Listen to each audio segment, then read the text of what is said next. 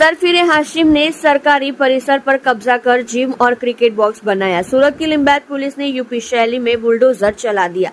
सूरत में उत्तर प्रदेश स्टाइल में पुलिस की कार्यवाही। लिंबायत इलाके में सरकारी परिसर पर कब्जा किए गए जिम और क्रिकेट बॉक्स को तोड़ने की कार्यवाही की गई है। सूरत पुलिस जोन 2 और सूरत नगर निगम के एसओजी पुलिस की टीम ने आज पुलिस की मौजूदगी के बीच दबंग हाशिम द्वारा किए गए अतिक्रमण को ध्वस्त कर दिया।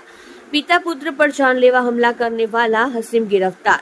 लोगों के मन में हाशिम का डर दूर करने के लिए जुलूस निकाला गया। महिलाओं की मौजूदगी में हमला किया गया। सूरत के लिंबायत इलाके में राम मंदिर के बगल में सरकारी जमीन पर एक जिम और एक क्रिकेट बॉक्स बनाया गया था। सरफिरा हाशिम उर्फ भैया गैंग सरकारी परिसर पर कब्जा कर रहा था। कुछ दिन पहले इस गिरोह के सदस्यों ने 2 लोगों पर हमला भी किया था। महिलाओं की मौजूदगी में उन पर पाइप और फाटकों से हमला किया गया। इसी बीच पुलिस ने आज बड़ी कार्रवाई की है।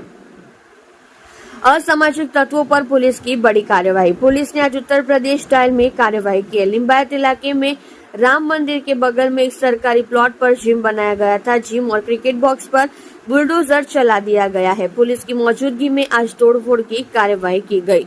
पुलिस ने मुखिया को साफ संदेश दिया कि कानून के दायरे में रहेंगे तो फायदे में रहेंगे। पुलिस की यह कार्रवाई असामाजिक तत्वों के लिए बड़ा संदेशा माना जा सकता है।